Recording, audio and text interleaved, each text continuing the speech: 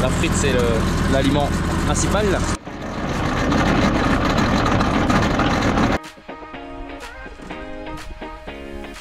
On continue ici avec les chères fermes, les petites d'Annabelle.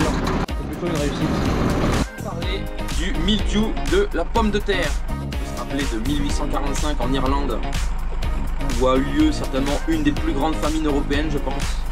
Aujourd'hui, la famine, c'est quelque chose qui est très loin de nous, mais il faut savoir se rappeler. Alors, pour rappeler les conditions de développement du mildiou, je te dis que c'est du mildiou. Donc ça, ce n'est pas du mildiou. Ça, c'est du mildiou. C'est donc en ce sens qu'on doit appliquer du coup les solutions qui permettent de gérer préventivement ce mildiou. Le loup est dans la bergerie. Ici, sur le coin là, ça n'a jamais été traité. J'aurais été comme ça tout le temps si j'avais rien fait. La résistance variétale, c'est une des pistes pour la gestion de la maladie. Les variétés qui sont dites résistantes ou que elles sont pas bonnes du tout pour.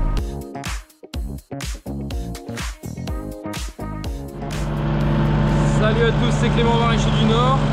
Aujourd'hui, sujet pommes de terre avec deux sous-sujets.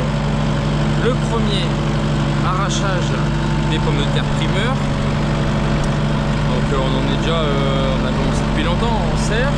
Là on reprend maintenant à l'extérieur. Enfin, j'ai commencé à l'extérieur depuis on est quoi, 23, 24 juillet là. J'ai dû commencer depuis le 10 juillet. On a commencé le 10 juillet doucement.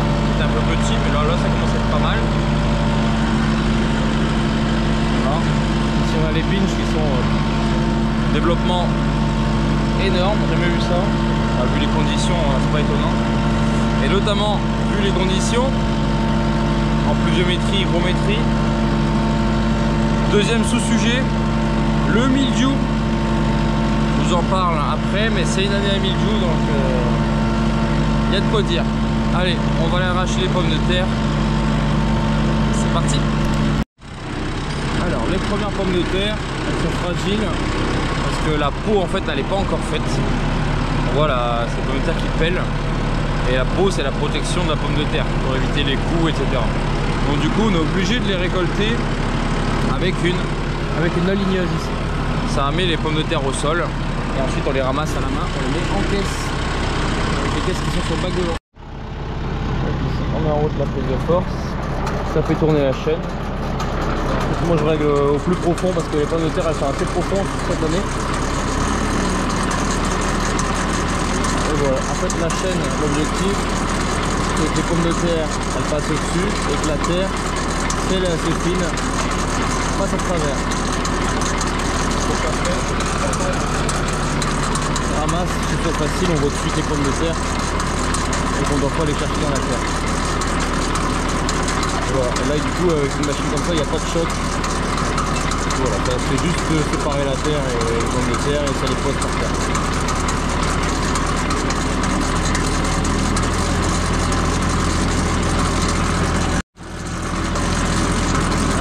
Là on est sur la variété Adora, donc une pomme de terre à tubérisation assez faible mais qui fait assez vite du gros calibre. C'est intéressant pour de la précoce, ça on peut vite tout faire avec en cuisine, notamment des frites. Parce que dans le nord vous savez très bien que la frite c'est l'aliment principal. Mais ça y est, elle a plutôt pas mal tubérisé quand même. Là on a vraiment des beaux calibres, ça commence vraiment à être sympa.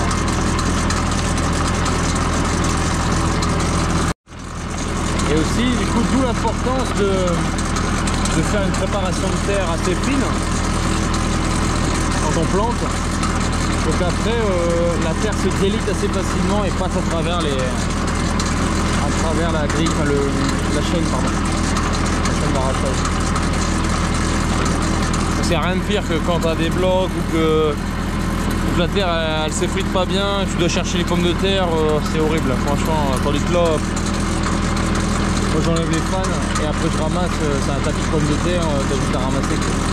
Super.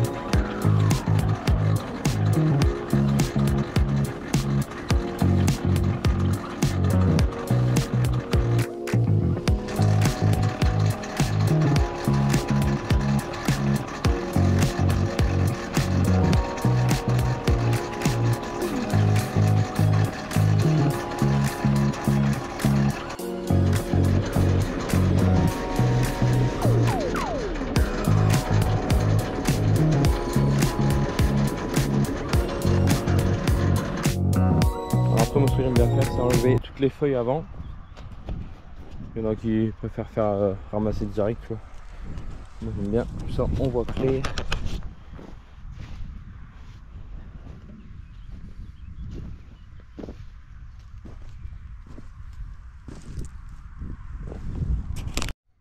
Voilà, et donc on n'a plus qu'à ramasser, à tout mettre en caisse.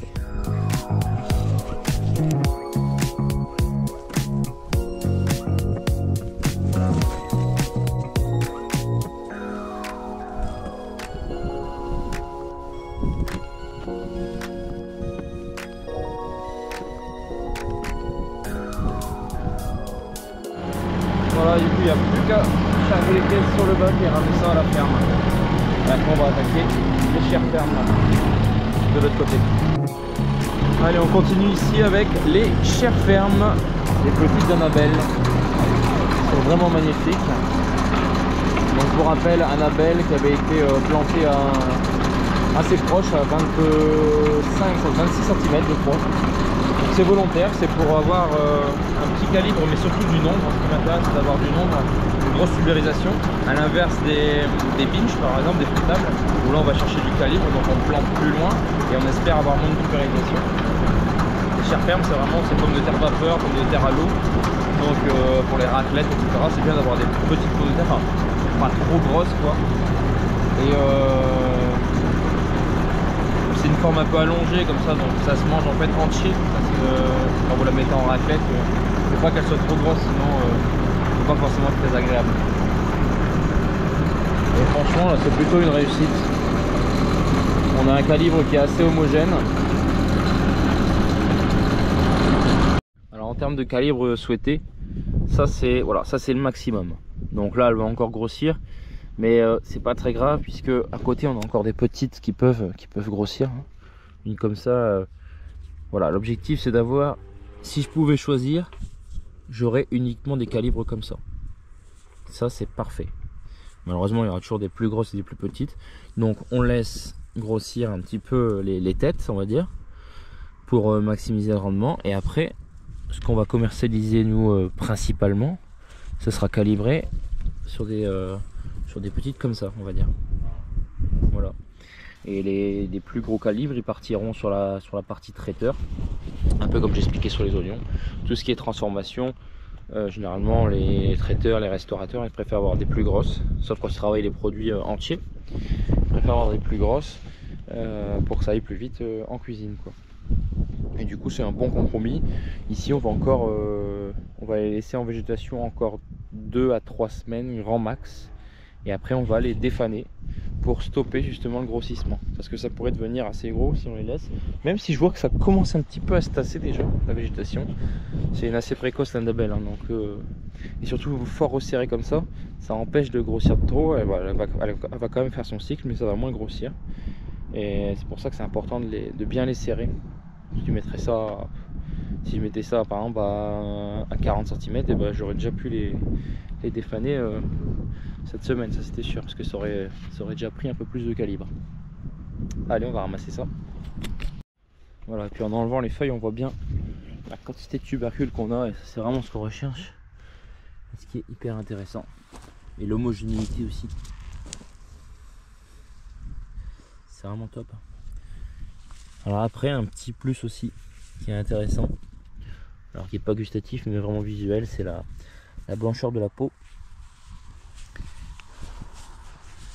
C'est beaucoup plus vendeur quand on n'a pas de traces. Alors nous dans notre secteur on a des terres où on sait pas faire de la pomme de terre toute blanche. Alors là on voit c'est plutôt bien. Mais vous voyez par exemple celle-là, toutes des petites taches là. Et ça dans nos terres c'est impossible de faire autrement. Puisque c'est une question de terroir, peut-être de matière organique aussi. Et généralement c'est vrai que tout ce qui est marché du frais, la chair ferme pour la pomme de terre claire comme on retrouve dans les supermarchés, vous savez la pépite toute blanche là, voilà. C'est vraiment que visuel, hein, ça change rien au goût. Mais pour avoir ça il faut avoir des terres sableuses ou très légères quoi, qui retiennent pas peut-être les pathogènes qui génèrent ce genre de problème. Même si c'est pas un problème en soi, c'est encore des voilà, c'est dans la tête du consommateur. Après quelque chose qu'on peut comprendre. On va toujours préférer prendre une belle pomme de terre plutôt qu'une pomme de terre qui est moche, même si elle est bonne, hein, si on a le choix. Donc ça c'est bien normal, mais bon, c'est dommage parce que c'est pas ça qui fait la qualité gustative. Aujourd'hui je vais vous parler du mildiou de la pomme de terre. C'est l'élément crucial et fondamental à gérer tout au long de la culture pour sa réussite, parce que tout simplement le mildiou c'est le premier facteur de risque. On a peut-être tendance à l'oublier, mais si on regarde un petit peu l'histoire, il faut savoir que le mildiou ça a créé des problèmes énormes au niveau démographique. On peut se rappeler de 1845 en Irlande, où a eu lieu certainement une des plus grandes famines européennes, je pense. Il y a eu 1 million de morts, directement et indirectement, hein, dû à la famine. Et cette famine a été causée uniquement par le mildiou de la pomme de terre, puisqu'à l'époque, forcément, ils n'avaient pas les techniques qui permettaient de lutter contre ce champignon. Et beaucoup de cultures de pommes de terre ont été dévastées avec des très grosses pertes de rendement et des grosses pertes aussi en conservation, puisqu'on peut perdre à la fois du rendement, mais aussi on peut avoir des fois des tubercules sains qu'on récolte qui vont pourrir en stockage.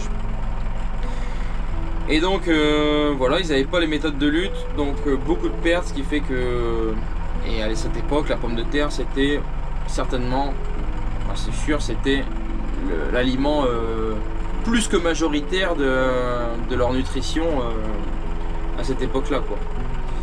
Tandis que c'est vrai que maintenant on s'en rend plus compte, quoi. Si on n'a pas de pommes de terre, on va manger des pâtes, on va manger autre chose. Enfin voilà, c'est vrai que le panel est tellement large qu'aujourd'hui la famine c'est quelque chose qui est très loin de nous, mais il faut savoir s'en rappeler. Et puis aussi il faut savoir que le mildiou c'est pas anodin, et des années comme ça nous le rappellent, parce que on voit que malgré la gestion phytosanitaire du champignon, et bah ça suffit pas avec les conditions météo qu'on a en ce moment. Alors voici le champ de pommes de terre. Donc là devant nous on a les binges avec un développement que j'avais jamais vu. Honnêtement elles sont immenses. Alors la faute forcément à la pluie, enfin la faute c'est pas une mauvaise chose, hein. À la pluie, puis en fait il y a toujours eu envie de pousser, il y a à manger en dessous, puis il y a de l'eau, donc voilà, ça booste à fond, quoi. Et mais bon, du coup ces conditions font que le mildiou s'y plaît énormément. Alors il faut rappeler les conditions de développement du mildiou. En fait d'abord on a ce qu'on appelle une réserve de spores dans l'herbe, un peu partout, qui est plus ou moins élevée. Donc ça dépend pas de nous, ça dépend uniquement du climat.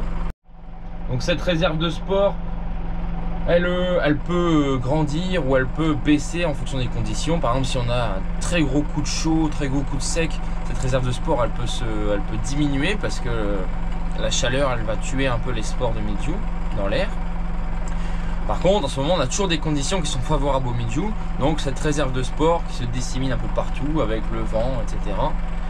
Aujourd'hui on sait qu'elle est à son maximum. Là il n'y a pas arrêté de pleuvoir depuis des mois, depuis la production, depuis la plantation. On a toujours des conditions favorables, donc la réserve de spores elle ne fait qu'augmenter. Donc aujourd'hui on est au maximum là-dessus. Et après le deuxième facteur, pour contaminer la pomme de terre, pour que les spores y contaminent la pomme de terre, il faut des conditions particulières. Ces conditions sont les suivantes, c'est des conditions d'hygrométrie et de température associées. En fait on dit toujours qu'à partir de 87% d'hygrométrie, pourquoi 87, pourquoi pas 85, je sais pas, ça c'est des calculs savants qui ont été faits au niveau scientifique. À partir de 87% d'hygrométrie, quand on y associe une température pendant une durée définie, donc plus c'est chaud, plus c'est rapide, il y a potentiellement une infection des spores sur les feuilles des pommes de terre et qui vont faire naître le mildiou. Donc imaginons, je sais que par exemple si on a 87% d'hygrométrie avec 10 degrés pendant 13 heures de long, il peut y avoir infection.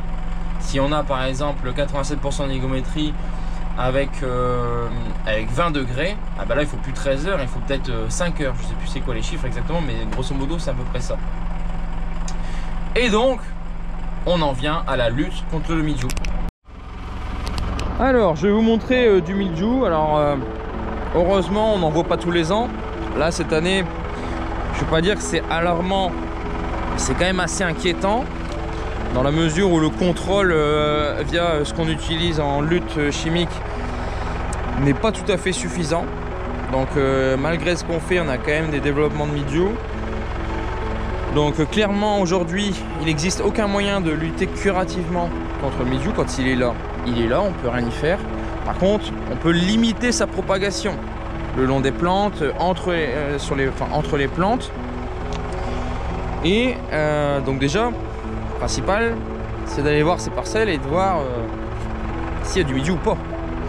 Alors, je vous montre déjà des petites choses parce que souvent, les jardiniers ou même les agriculteurs, hein, souvent on voit une petite tache sur les pommes de terre et puis dit ah c'est du mildiou. Bah non, regardez ça. Ça pourrait en paraître, ça pourrait être du mildiou. On pourrait penser de l'extérieur. Mais quand tu regardes à l'arrière, c'est sain. Il n'y a pas le feutrage blanc du mildiou, le mycélium, qui te dit que c'est du mildiou. Donc ça, ce n'est pas du mildiou. Par contre, je vais vous en trouver assez facilement. Regardez. Alors, ici on a une feuille. Voilà, ça c'est une feuille qui n'est plus sporulente. Elle est morte. Mais elle avait été attaquée par le mildiou. On voyait encore des restes de mycélium blanc. Mais je vais vous en trouver forcément. Là. Ah bah voilà. Si j'en ai vu. Hop. Voilà. Ça c'est du mildiou. Alors je sais pas si on le voit bien ici, mais ça fait tout et un petit duvet blanc. Et ça c'est clairement du mildiou. Donc feuille marron sur le dessus et duvet blanc à l'arrière. Et donc en fait la gestion du mildiou par les agriculteurs aujourd'hui en conventionnel, même en bio aussi, ça repose sur l'utilisation de produits uniquement préventifs. C'est-à-dire qu'on analyse le risque de contamination par les spores. On a la réserve de spores qui est élevée. Si on a des conditions qui sont contaminantes avec l'hygrométrie et la température, alors on a potentiellement les spores qui vont contaminer les feuilles. Dans ce cas-là, il faut protéger la feuille pour tuer les spores avant qu'ils viennent infecter la plante. Ah bah là, juste devant ma roue de tracteur, j'en ai une aussi. Hop, on voit le feutrage blanc. Et c'est donc en ce sens qu'on doit appliquer du coup les solutions qui permettent de gérer préventivement ce mildiou. Et malheureusement, ces solutions-là, elles ont une durée définie dans le temps. Souvent, quand on applique un produit sur une feuille, s'il pleut pas dessus, pendant 7 jours, la feuille elle est protégée. C'est ce qu'on dit généralement. Après, s'il pleut beaucoup, des fois ça ne tient pas les 7 jours. Donc il y a toujours un petit jeu à faire avec la météo et choisir les produits en fonction du risque, en fonction des conditions climatiques. C'est vrai que cette année, c'est pas simple. Et quand on voyage comme ça, c'est l'occasion de voir toutes les petites taches de mildiou. C'est super vu d'en haut.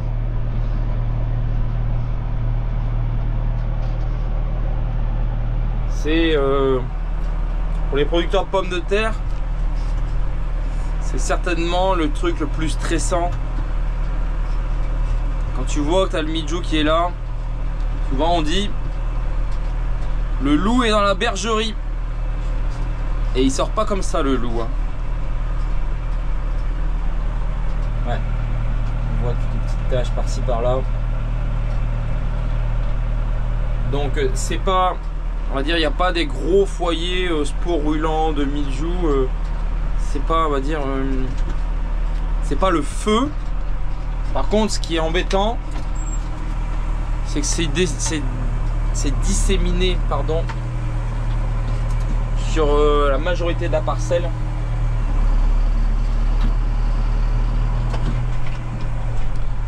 Et donc du coup, voilà, tout est bien à protéger. Regardez, un exemple marquant. Ici, sur le coin là, ça n'a jamais été traité.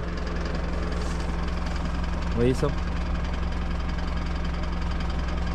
Ça aurait été comme ça tout le champ si j'avais rien fait. Tout simplement. Et là c'est catastrophique.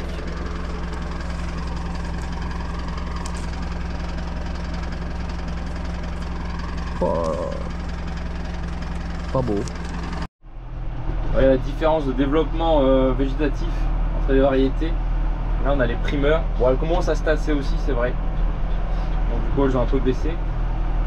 Là ici on a des Jelly. Là après on a des Nazca. Nazca aussi très développé. Les Jelly, ouais, c'est de sacrée paillasse aussi. Hein. Ça, la lutte contre le mildiou, elle n'est pas non plus facilitée quand tu as des gros développements foliaires. Il faut s'assurer de bien couvrir tout le feuillage. C'est important de faire une bonne pulvérisation bien homogène aussi.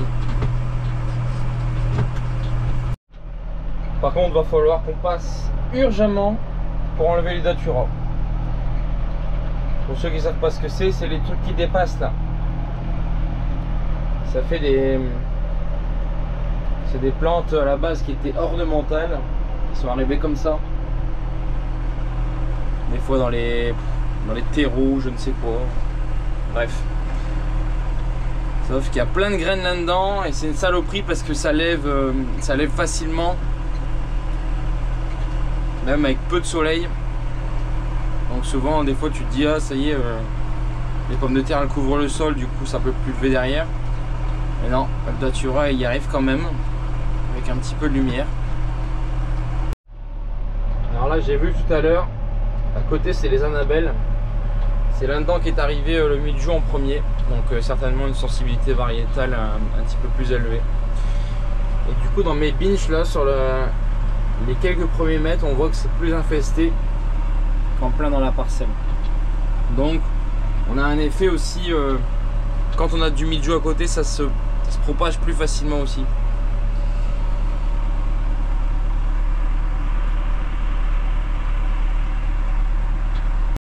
Alors justement à ce propos, la résistance variétale c'est une des pistes pour la gestion de la maladie.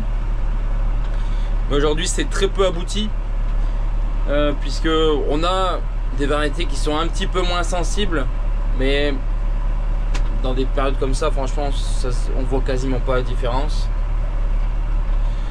Par contre on peut avoir, il y a des variétés qui sont dites résistantes et encore j'ai des doutes. Mais bon, alors c'est souvent des variétés qui sont utilisées en bio, mais sauf que en fait c'est une sélection comme j'avais dit, hein, quand on fait une sélection variétale, on fait des choix. Et quand on fait un choix sur la résistance au mildiou par exemple, et bah, bien souvent, et aujourd'hui justement c'est le cas, pour le goût ça n'y est pas.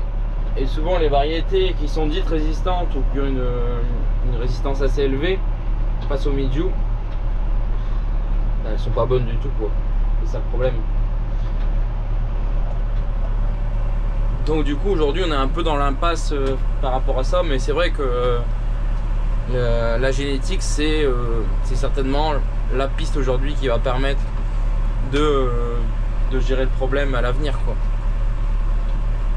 Même si on en est certainement qu'au balbutiement. Regardez là, les binches elles sont tellement hautes que j'arrive à les coucher avec le tracteur. Bon après ça se relève dans la journée. On va arrêter la vidéo là-dessus.